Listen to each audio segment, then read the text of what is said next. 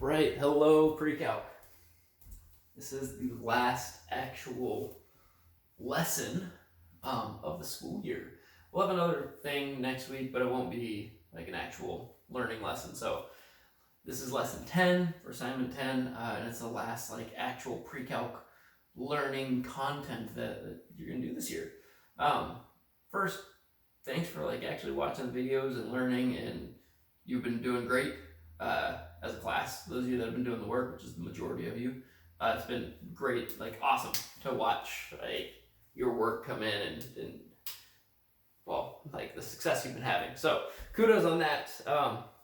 Let's just jump right into the learning here. Today we're doing sections 11.3 and part of 11.4 again from the textbook. 11.3, we're just going to look at the cross product with the goal of finding the cross product between two vectors in 3 space. And the cross product is a 3 space operation. It's not something you do with 2 dimensions or 4 dimensions, it's just 3 dimensions. And then we're also going to look at writing the equation for a plane from either a point and the normal vector, and we'll talk about what a normal vector is, or from 3 points on a plane. Okay, so let's just dive right into the cross product here. So for the cross product,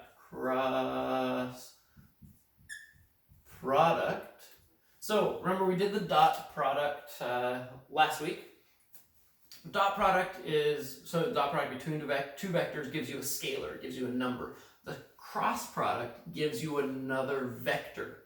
So when you take the cross product of 2 vectors in 3 dimensions, you get a vector that is perpendicular to both of them. So like, let's say I have these 2 vectors pointing, right? These are not orthogonal, they're not perpendicular. If I take the cross product of them, I get a vector that goes this way. So it makes a right angle with both of them. And that's what you get from the cross product, is you get a vector that is orthogonal or perpendicular to both of them, and that's going to help us with writing the equations for planes as well. Let's go ahead and talk about what it is, though. So just a little bit of review. Remember, if we have vector v, let's say it's v sub 1, v sub 2, v sub 3, right? Where the sub 1, sub 2, sub 3 is like x, y, z, right? Those are our components, right? We can write this using the ijk form of like v sub 1 times I plus v sub 2 times j plus v sub 3 times k, where I, j, and k are just the unit vectors for that component. So like I is the unit vector, 1 in the x direction, 0y, 0z. J is the unit vector in the y direction, so 0, 1, 0, and k is the unit vector in the z direction, so 0, 0, 1. So we're gonna kind of bounce between these 2 forms of the component form and the ijk form of vectors. So let's say we have vector v there, and let's say we have vector u as well. So u sub 1, u sub 2, u sub 3, right? It's u sub 1i plus u sub 2j plus u sub 3k. All right, so now let's say we've got u and v, and we want to take the cross product, u cross v. So the cross is like the x that you used to see for multiplication back in elementary school, right? That's different than a dot. The dot is the dot product. The x here is the cross product. That's what it's telling us to do this operation. So what this is I'm going to write out what it is, and then I'm going to kind of show you where that comes from, how we get it. So it's I'm just reading it off my screen here. u2 times v3, u2 times v3 minus u3 times v2, u3 v2. So that is the component in the x direction, so the I component, and then minus, so this is minus for the second part, u1 times v3, u sub 1 times v sub 3, so this times this, and this is u cross v, right, where the u is coming first. Notice I'm writing the u's first on all these, and then minus u3 v1, that's the j component, and then plus, it's going to be u1 v2, yep, just making sure I'm not writing it wrong, u sub 1 v sub 2 minus u sub 2 v sub 1 in the k direction. So you could just write that down and just use that. So to find the component for the x, right, it's the y from the first one times the z of the second one minus the z of the first one times the y of the second one. Now this I can't remember this. I'd mess it up every time if I just tried to memorize it. So there's a kind of a nicer way to do this. You can go u cross v is kind of the determinant of this fun 3x3 matrix where we go I, j, k. So it's not really a matrix because we're using that first row as the I, j, k unit vectors. And then these rows are going to be the components for u and for v. So I'm going to put u sub 1, u sub 2, u sub 3, and then, ooh, I got a marker on myself. V sub 1, V sub 2, V sub 3. So I'm going to take I'm going to take the determinant of this matrix.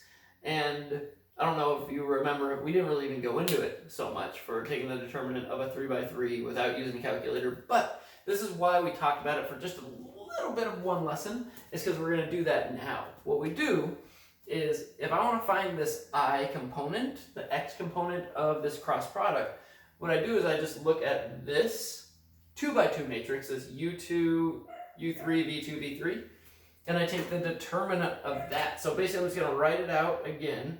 So here this is u2, u3, v2, v3 times I. So this is the determinant of this matrix minus the determinant of this matrix, u1, v1, u3, v3 times j, and it's minus again, and then plus the determinant of that matrix times k. So u1, u2, v1, v2 times k.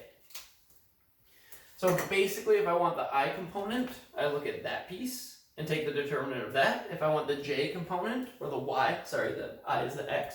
If I want the y component, I look at this piece, take the determinant of that. And if I want the z component, the k unit vector, I look at that determinant. So what this turns out to be is exactly as you saw here. We go, right, a times d minus b times c.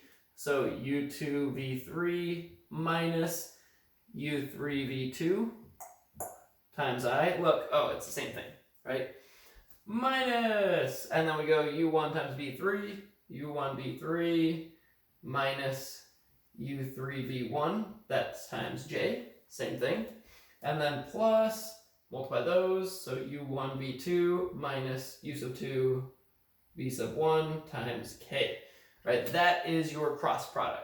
This is your component for your x, this is your component for your y, this is your component for your z, and your answer is a vector.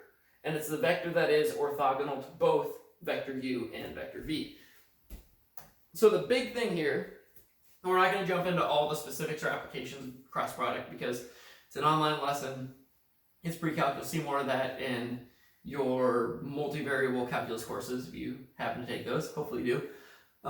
But the cross product gives us basically that normal vector, the vector that is perpendicular or orthogonal to the two vectors here.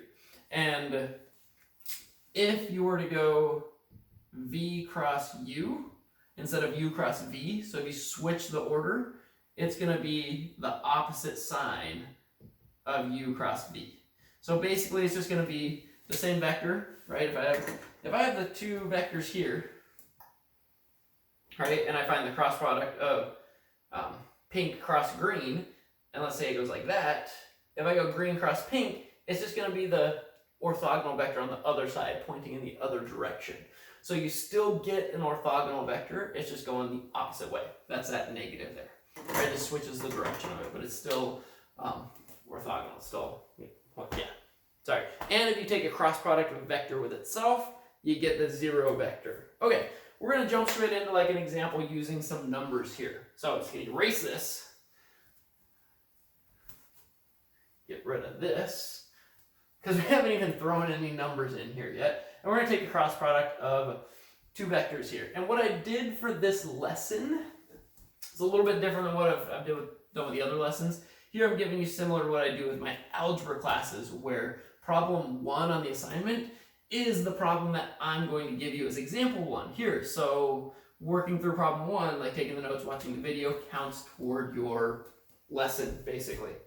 All right, let's go ahead and get started. Let's say I have vector u is 3i minus 2j, 3i minus 2j, where is it? Plus k. And let's say we have vector v, which is negative 2i plus j, and then plus 2k. And I want to go u cross v. I want to know what that is. So u cross v. So what I'm going to do is I'm going to take this, I'm just going to make that big 3x3 determinant.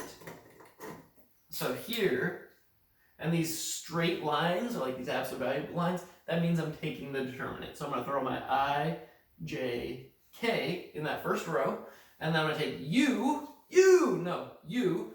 3, negative 2, 1. It's going to be 1 because this is a regular k. So u goes in the second row. And then k, not k, v is going to go negative 2, 1, 2, right there. And now I don't need to write everything out. What I can do is I can say, all right, I want my I vector, or sorry, my I component, the x component. I'm going to take the determinant of that piece. So I'm going to say negative 2 times 2 minus 1 times 1. That's negative 4 minus 1. That is 5i. Cool. So basically I just covered this up, the stuff under the I, and I took the determinant of that square matrix. So I'm going to find my j component, my y component. So I'm going to cover up the j, the j column, and I'm going to go 3 times 2, and this is going to be minus 3 times 2 with parentheses, 3 times 2, and then minus 1 times negative 2. So this is minus parenthesis 6 plus 2, which is minus 8j. Right, the 6 plus 2 is positive, but because remember it goes like the plus, minus, plus, right, from that original I showed you just before, right, it's subtracting whatever that is inside those parentheses. So that's my j term, or my y component, and now I'm going to find my k component. So I cover up the stuff under the k, and I go 3 times 1 minus negative 2 times negative 2. So plus 3 times 1. So 3 times 1 minus negative 2 times negative 2. That's going to be my k component. So here this is 3 minus negative 2 times negative 2 is a positive 4. So it's 3 minus 4. So it's plus negative 1. So we get minus 1k. So my final vector is u cross v. And we could either leave it in the ijk form, or we could rewrite it as 5, comma, negative 8, comma, negative 1. Like, awesome. Cool. Oh, I goofed, didn't I? I goofed. Yikes. Where'd I goof? Find it.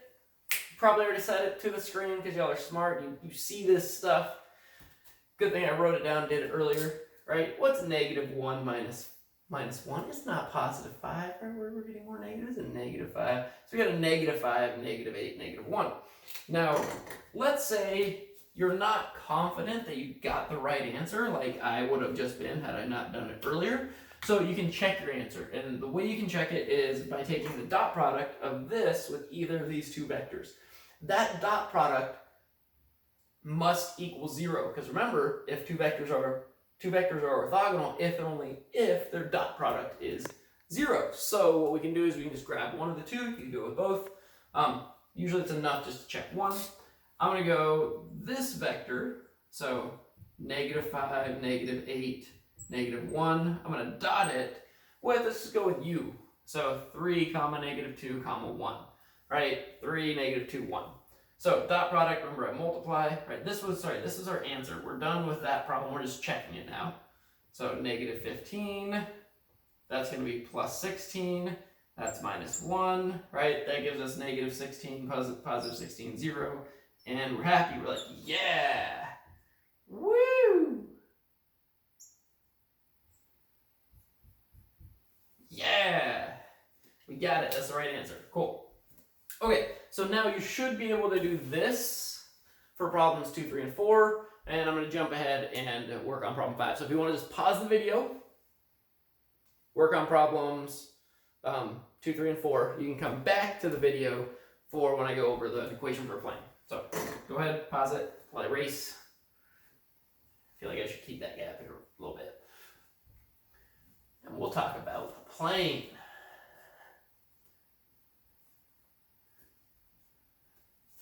Sorry it's not more interesting, it's just kind of plain.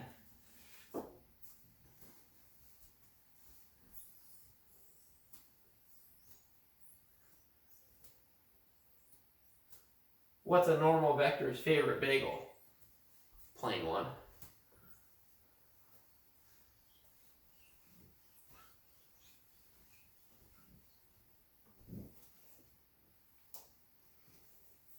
Not going to tell you the equation for a helicopter though, just the equation for a plane.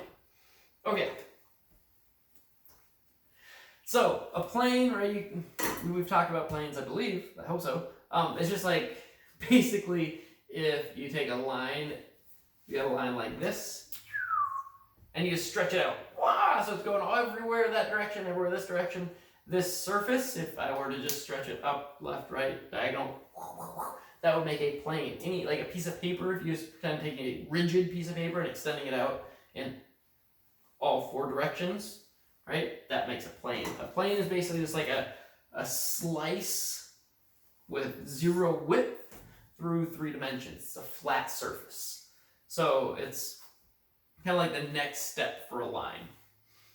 So every plane, let me grab a piece of paper so I can actually, let's go like this. Let's say this pre-calculus book. Let's just say this is a plane, right? It has no width. Pretend that doesn't exist. All right, so this is a plane. It goes.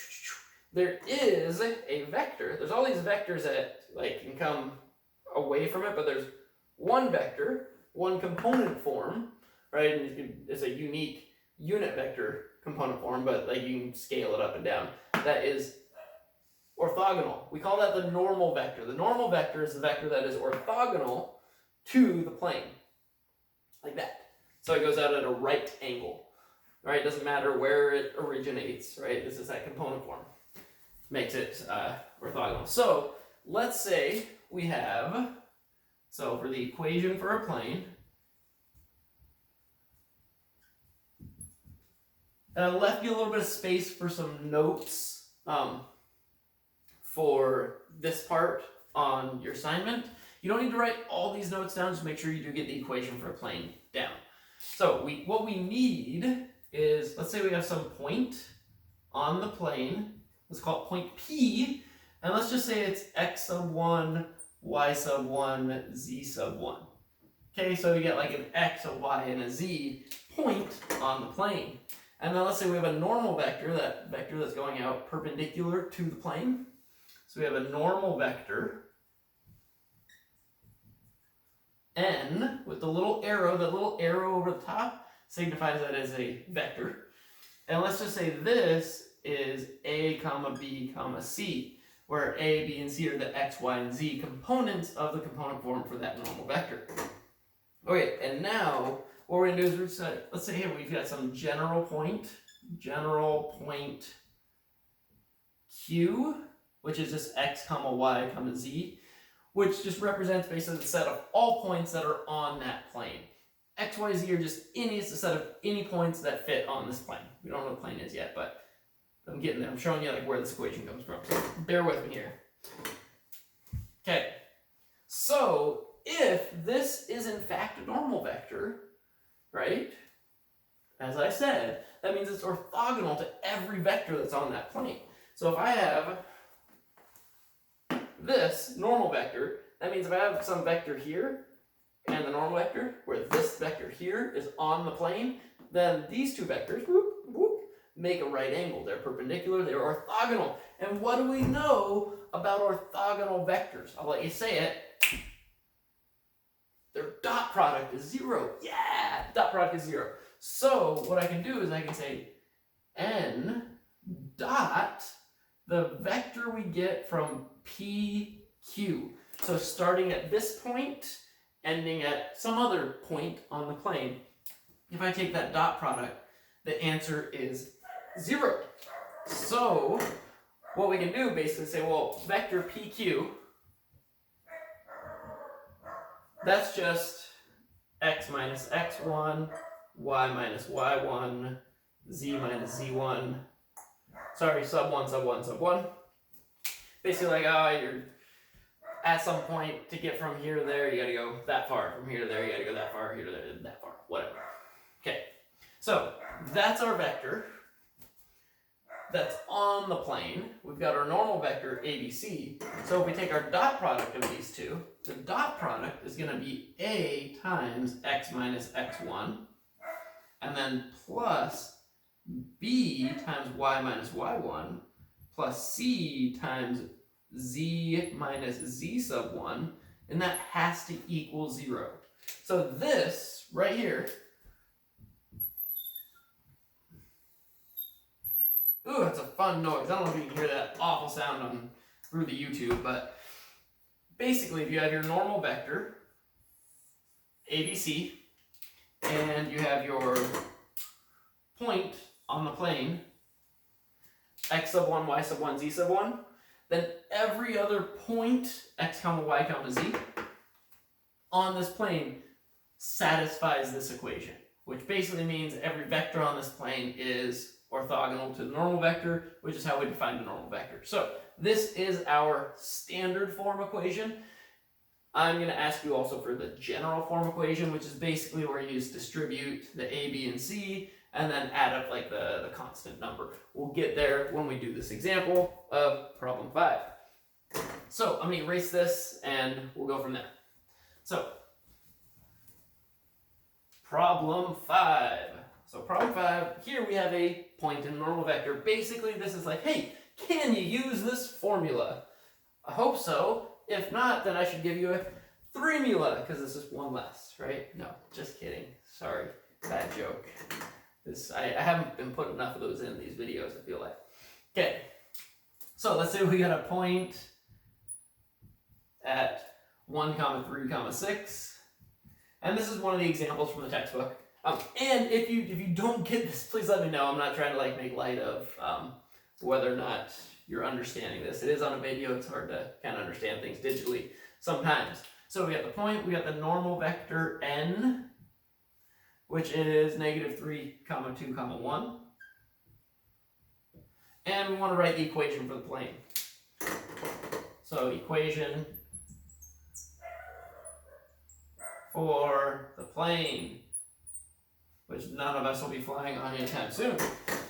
Okay, so basically we just use that formula, that equation that I gave you before. So we had -3 times x minus 1, because that's our x sub 1, and then plus 2 times y minus 3, and then plus 1. We don't need to write the 1 if you don't want to. And then z minus 6 times z minus 6 equals 0. Don't forget the equals 0. And now that's the standard form equation. I'm going to ask for the general form equation, so make sure you do that. Really easy to find the general form equation. You just distribute and simplify. We don't need to distribute the 1. I just drew that there. So -3x plus 3 plus 2y minus 6 plus z minus 6 equals 0. And basically just combine the like terms. So here the equation is -3x plus 2y plus z equals -12 positive 3, sorry, minus 9 equals 0. Not equals yet. So boom, boom, boom, and then that's -12 plus 3 is the minus 9 equals 0. So basically we just take this, simplify it. There's our equation for our plane. Hooray! Now go ahead and try problem 6, and I'm going to do problem 7, and that'll, well then, you'll do, what, 8, 9, 10, I think? I think so, yeah. Not too long of an assignment. Trying to make this not too bad for you.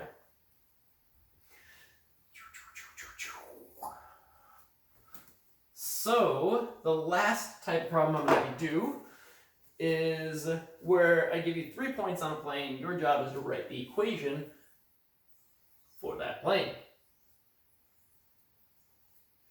So, let's say we have these 3 points. So 2, 1, 1. We got 0, 4, 1. And we have negative 2, 1, 4. Negative 2, 1, 4. Right? 3 points like it came from Steph Curry. So, we just have 3 points, right? That's it. If we look back at what I just talked about, we need a point and a normal vector. So what we got to do here is we got to find, well, a normal vector is a vector that is orthogonal or perpendicular to the vectors on the plane. Well, guess what? If I have a starting point, let's make this point P, and then I have these 2 other points, what we can do is we can find 2 vectors that are on the plane. Basically, let's get out my pre-calculus plane again. Zoom. Right? If I've got 2 vectors here, I can take of these 2 vectors and find one of new vector that's orthogonal. And what is that I take? The cross product. Yeah. So basically, that's why we talk about the cross product for 11.3. So we can take the cross product and find the normal vector for a plane. It's one of the applications of the cross product. So what I'm going to do is I'm going to go this, so 2, 1, 1, to 0, 4, 1. We're going to say that gives me vector v, or u, or whatever. Let's say it's vector u. And then starting at 2, 1, 1, going to negative 2, 1, 4, that gives me vector v. And then I can take the cross product of u cross v to get my normal vector. So, basically I'm saying this is my starting point. That's the point that I'm going to start both vectors at. That's the point that I'm going to use in my equation just to keep it simple. And I'm going to find my 2 vectors on the plane. So, going from 2 to 0, that's minus 2. Going from 1 to 4, that's plus 3. Going from 1 to 1, that's 0. So I get negative 2, 3, 0 as my first vector. Going from 2 to negative 2 is minus 4. Going from 1 to 1 is 0. Going from 1 to 4 is 3. So now I have my 2 vectors that I'm going to take my cross product of. So I'm going to go u cross v. And I'm going to draw that I, j, k matrix determinant for my cross product. So negative 2, 3, 0, negative 4, 0, 3. And I'm going to find the components for my normal vector. So to find the x component, I'm just going to look at this part here. So I'm going to go 3 times 3 is 9 minus 0. So 9 minus 0 is just 9. So I get 9 as my first component, or 9i, right? If I look at my second component, right, I just cover that up and I go negative 2 times 3 is negative 6. And this is minus, right? And I'm going to write this one out. Negative 2 times 3 minus, oh look, it's a 0, wonderful, just 0, right? So here, this would be negative negative 6. So here, so we have 9 comma 6 comma, and then for the k, for the z value, we go negative 2 times 0, hey, that's 0. And then negative 4 times 3 is negative 12, would be like 0 minus negative 12. That would give me a positive 12. And remember, it was positive, negative, positive, positive, negative, positive, or regular, opposite, regular. These both came out as positive. This one came out negative, but it was the opposite because it's on that y part of that. Yeah. Okay, so this is my normal vector n. You could check this by taking the dot product with this vector. Let's just do a real quick dot product. 9 times negative 2 is negative 18, plus 6 times 3 is 18, plus 0. 18 minus 18, 0, works. Dot product 0.